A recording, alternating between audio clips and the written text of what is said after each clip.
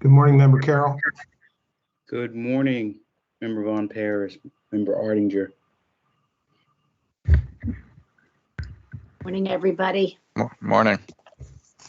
Morning, Member Rosen. Member Rosen, good morning. Morning. How's everybody doing? Great. This is a technology challenged Tuesday. This is my third device from which I'm logging on, and I finally got in.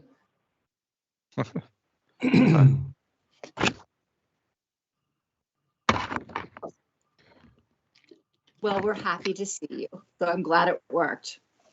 Said nobody ever in my life, Cindy. I appreciate that. Thank you. Okay. We certainly have a quorum. We'll get started here. Just have a question, a technical question. I only see, and it might be my device, but I only see Member Ardinger, and of course I see my video. But is everyone else, can you see the other members? Cindy? You can? Yeah. Okay. All right. Then we'll get started then. Okay, good morning. My name is John Von Paris, and I am the chairman of the MDTA Finance Committee. I hereby call the meeting of the Finance Committee to order at 9:01 a.m. In accordance with the live streaming law, this meeting is being conducted via video conference and is being live streamed on the MDTA Finance Committee webpage. All members will have their video active during the entirety of the meeting. I ask that anyone who is presenting or answering a question to please turn your video and audio on when speaking. When you are done, please turn your video off and put your audio on mute. To minimize background noise during the call, I would ask that everyone on the line please mute your phones except when speaking. There are no members of the public, no elected officials, and no media who have pre-registered to comment at this morning's meeting. At this time, we will begin with agenda item number 1. And before we do, I just want to, I sometimes overlook this, but I wanted to thank everyone who prepared all the materials for the meeting, and also all those involved in setting up for the meeting and the live streaming and everything that goes on behind the scenes. It's very much appreciated. I often probably take it for granted, but I wanted to recognize everyone for that.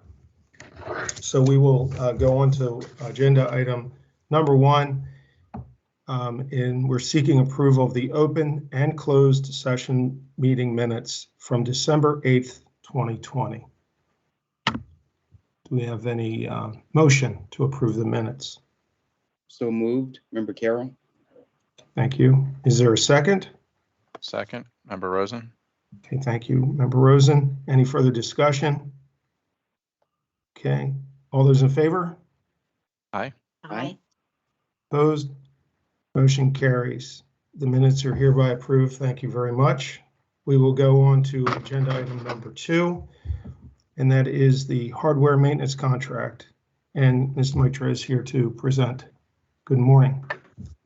Good morning, members. I'm Sushmita Mitra from Office of Engineering and Construction, and I'm going to present the hardware field maintenance contract. It's MT 3136 WPL and BHT field hardware contract. The MDTA has developed this contract in order to pursue and procure troubleshooting services, maintenance, repairs, and emergency repair services for MDTA's ITS field hardware at the Bay Bridge facility and the Baltimore Harbor Tunnel facility. This contract will support needed hardware replacements resulting from impacts or out of warranty malfunctions of our installed ITS devices, and it includes labor, supervision, material parts, hardware, supplies, tools, and equipment, transport and expenses of all unspecified incident items to provide maintenance and service for the various ITS equipments at both these facilities. Some of the equipment that are going to be serviced through this contract include the horizontal swing gates, which are going to support our ALCS service system at Bay Bridge, and also the swift gates at BHT. It will also service the lane use signals and the illuminated pavement markers. This contract is 100% funded from toll dollars. Contract was advertised on October 2021, and bids were opened in November of 2021. We received 3 bids. Communication Electronics Inc. was the lowest bidder at $4.56 million. And then we had Digital Traffic Systems Inc. at $4.66 million and Devorak Inc. at $5.67. Communication Electronic Inc. has appeared as the responsive and the responsible bidder in this contract. They have a successful work history on other MDTA projects. A list of references were checked, and all references turned out to be positive. Internet search was also performed, and no negative information turned up on the company.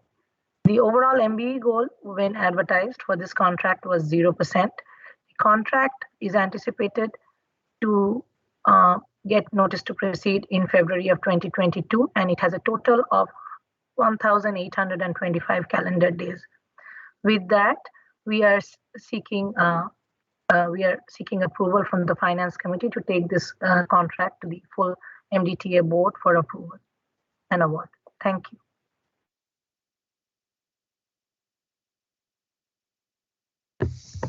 Okay, thank you. Are there any questions? Just one question. Did we have an estimate, as an engineer's estimate of what this would cost? Yes, we did prepare an engineer's estimate on our side. It was $4.9 million. Thank you.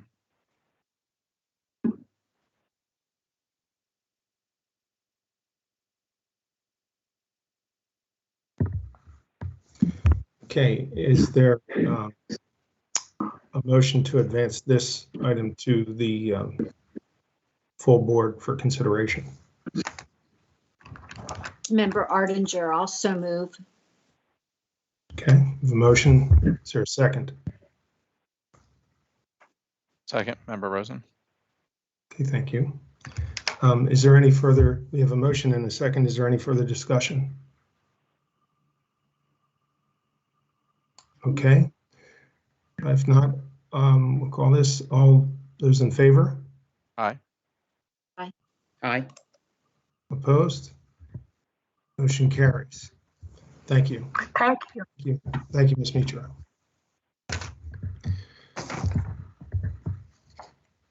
We will move on to agenda item number 3, electronic security system software.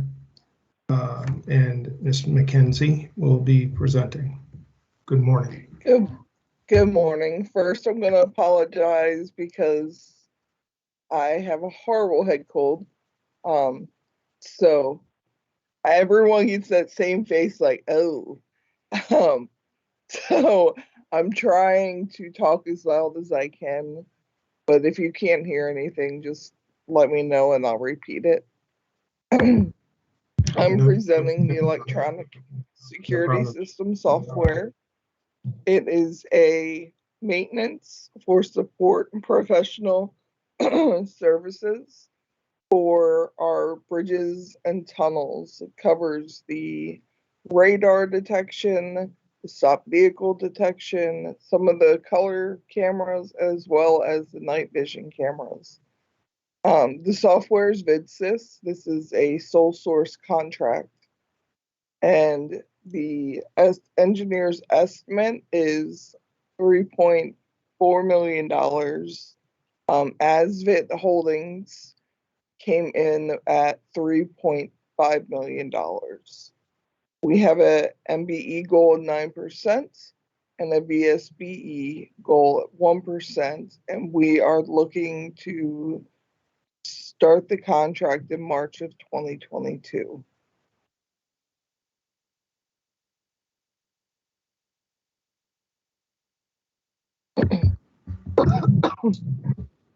Okay.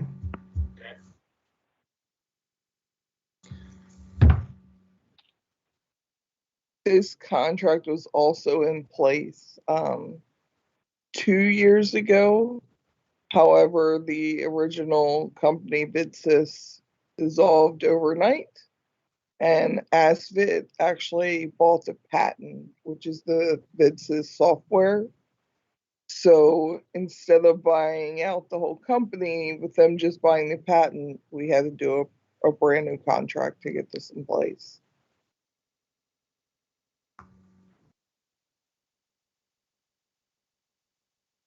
Okay. Amanda, do you have anything else to add? No, that's all. Okay. Thank you for being here. I know you're not feeling well, but it's important business and we appreciate it very much. Extra effort. Are there any questions from any members? Okay. If not, is there a motion to advance this item to the full board for consideration? So moved, Member Carroll. Thank you, Member Carroll. Is there a second? Member Artinger, I will second. Thank you, Member Artinger. We have a motion and a second. Is there any further discussion? Okay, no further discussion. All those in favor? Aye. Aye. Opposed? Motion carries. Thank you all very much. Thank you so much. Hope you feel better. Thank you. We will move on to agenda item number 4. Agenda item number 4 is the electronic coal collection services. Also, this would be the last approval item on today's agenda. So we will ask Mr. Jordan to present. Morning. Good morning. This is Bob Jordan. I'm presenting the project for the ETC toll collection services consulting contracts. We're requesting approval by the Finance Committee to take it to the full authority later this month. This project includes consulting engineering services and professional design related to electronic toll collection, including the project management, inspection, business analysis, financial analysis, traffic and revenue study and analysis, policy analysis and design, preliminary design planning, benchmarking, and a slew of other services related to electronic toll collection systems.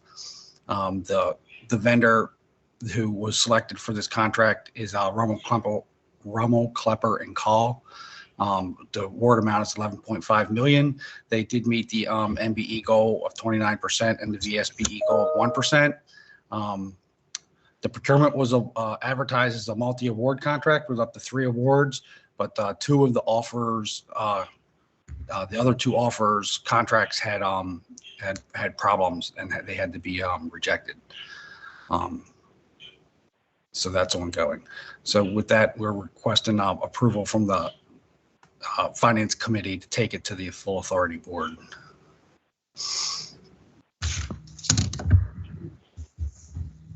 Okay.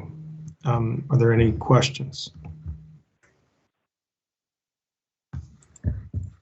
Okay. If not, I'm sorry. okay. Oh, Member Vaughn, I did have a question. So in the end, was this the only viable bid that came in? There was the three we were trying to select 2 of them had they had problems with their proposals that couldn't be corrected, so they had to be rejected. They're protesting that, but so that's ongoing. But we want to award to Rummel Klepper and Call because they don't have any problems with their proposal. We can award to them now, and there would be no problem. And was This is there an Donna. estimate? I'm sorry, Donna, go ahead. Sorry, just to add to what Bob is presenting, we did receive a protest from one of the other offerers. It was Jacobs. They protested. We denied the protest. They have appealed the protest, to the MSBCA. The agency has filed a report to the MS. So where it stands now is the 15-day period for them to submit anything else. So we're waiting to hear from the MSBCA as to how they're going to rule. They may dismiss it or they may move it to a meeting. That's on Jacobs. We also rejected RK&K. I'm sorry, Gannett Fleming. Gannett Fleming a week ago. So today is the last day for them to protest. At our discussions with them, they did not seem interested in protesting, but we won't know until the end of today. But to Bob's point, these are independent. They would be independent awards that we would bring back if something were to change, but I do not suspect that it will. They did not give us, they did not meet the MBE plans. They gave us certified DBEs, which, as you know, is not what we require. We require certified MBEs. And these were issues that we tried vehemently to find a cure for, but we had to follow the rules of COMAR and reject them in the end. So they were not reasonably susceptible of being recommended for award. So I don't suspect that will change. Okay, thank you. Do we have an estimate of what it would be, the cost for this?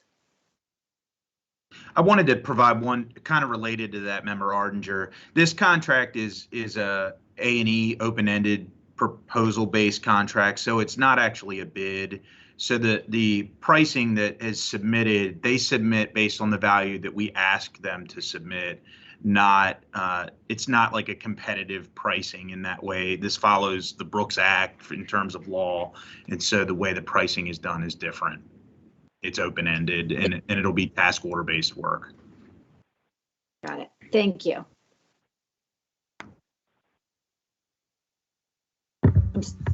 Okay.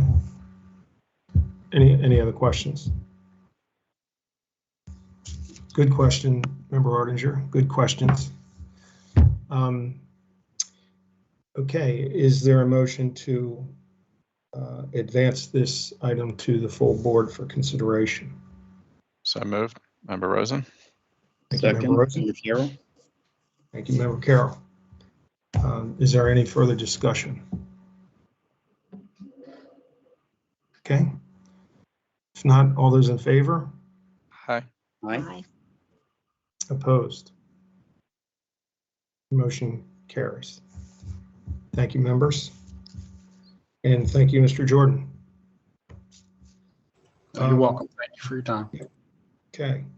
The last two items are updates, and we will start with item number 5. And Alan will provide an update on some of the financing and loans we have out there. So would you, are you there, Alan? I'm here and Dana's here. I'll turn it over to Dana. Okay. Hi, Dana. I'm Dana Tate. I'm the debt administrator, and I will be presenting the financings and loans. Our non-recourse debt is comprised of primarily the BWI Airport Passenger Facility Charge Revenue Bonds, or the PFCs, and the Consolidated Rental Car Facility Bonds, or the CFCs. MDTA also executed separate loans with MEA and MDOT. We've been closely monitoring both passenger enplanement revenues and rental car facility revenues since they impact debt service coverage and spending primarily on improvement projects. On to page 2. Rental car transactions experienced some significant recovery following the pandemic-associated decline in vehicle rentals at the airport. From our analysis, monthly rentals in the second half of 2021 are averaging 67% of pre-pandemic levels. Monthly rental transactions on average were 208,000 versus 311,000 in the comparable period of 2019. Note that mitigating actions were taken last year with the transfer of $6 million from the Rental Car Improvement Fund to boost coverage of debt service. The rate covenant requirement is 1.25 times, and in fiscal 2021, it came in at 2 times. There are still ample funds in the rental car bond fund, and we estimate the fiscal 2022 rate covenant to come in above 1.5 times. What is also encouraging is passenger enplanements. They also experienced significant recovery in the second half of fiscal 2021, averaging 74% of pre-pandemic levels. Monthly collections averaged $3.2 million versus $4.3 million in the comparable period of 2019. Due to the improvement in revenues in fiscal 2021, debt service coverage came in at 100% or 1 times. In fiscal 2022, we estimate that it will be closer to 1.7 times based on fiscal year-to-date revenue projections. This fiscal year, or fiscal 2022, MAA has scaled back on some of its pay-as-you-go PFC projects. They have provided the list of the remaining bond-funded projects which are attached. MAA's plan is to spend out the $81 million of remaining PFC proceeds by fiscal year 2024. We will now move on to page 3, MDOT and MAA loans.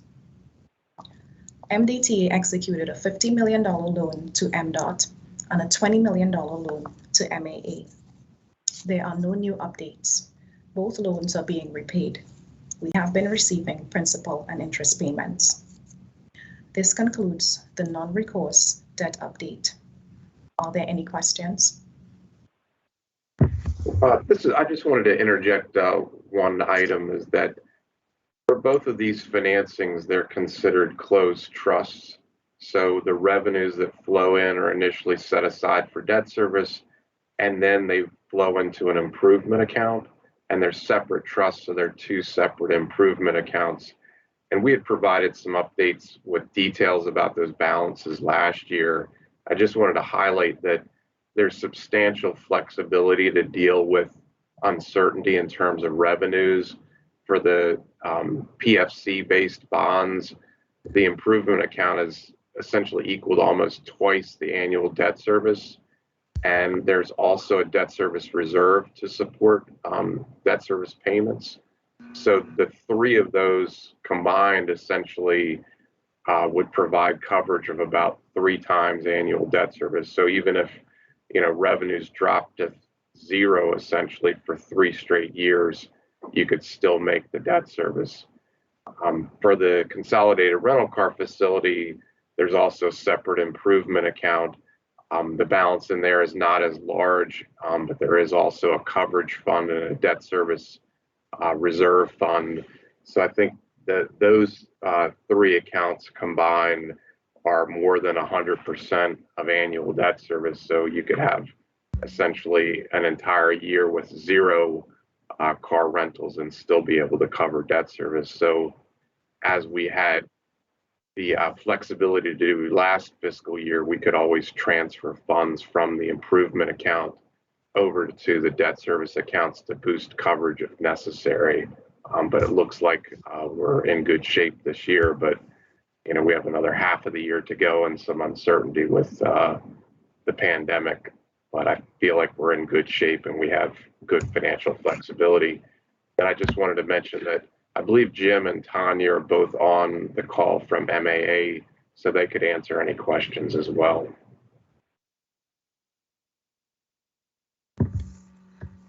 Okay, thank you, Alan.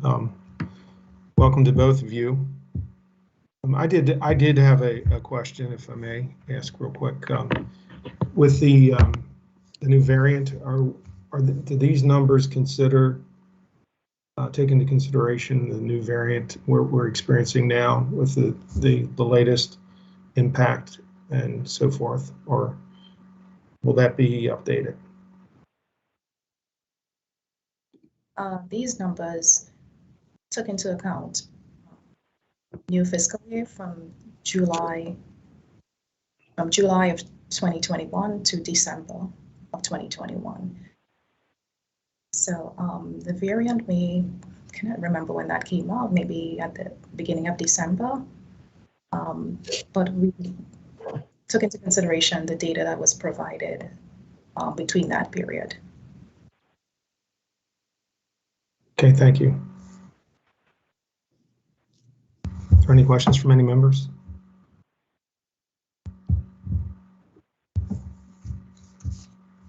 Okay, if not, we will. We thank you for the presentation.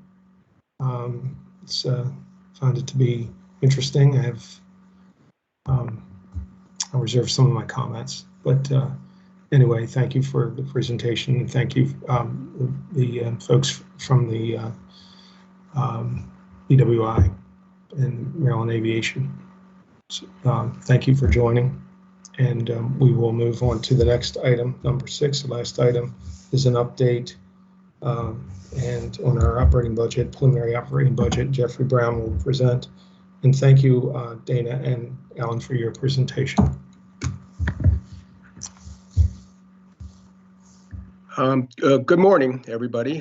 For the record, my name is Jeffrey Brown. I'm the budget director of the MDTA.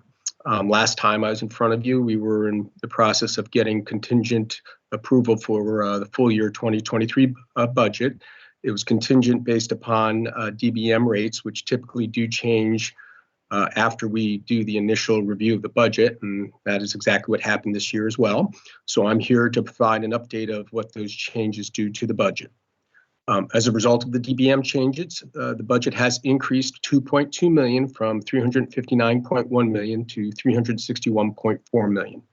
The breakdown of the detail is as follows. Health insurance had an increase of 6% inflation factor. That resulted in a $1 million increase. The law enforcement pension rates increased from 43.76 to 45.73%. And that results in an increase of $896,000. The retiree health costs were increased from a 50% rate to a 53.5% rate, and that increased the costs $596,000.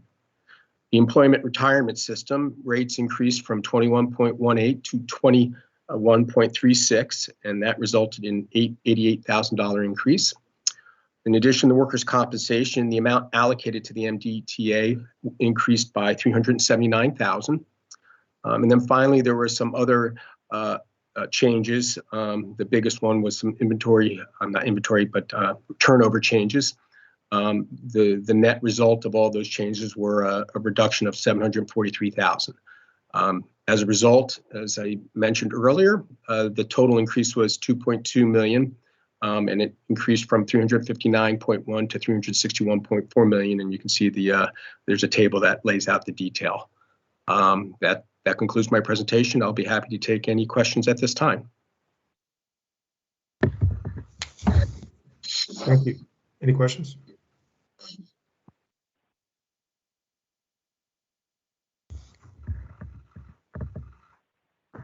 I thought I heard somebody. No questions at this time. All right. Jeffrey, thank you for your presentation. Thank you. And that if there are no questions, that brings us to the end of all the items on the agenda today. So is there a motion to adjourn? So moved, Member Carroll. Thank you, Member Carroll. Is there a second? Second, Member Rosen. Thank you, Member Rosen. All those in favor? Aye. Aye. Opposed? Nobody's opposed. Okay. We stand adjourned.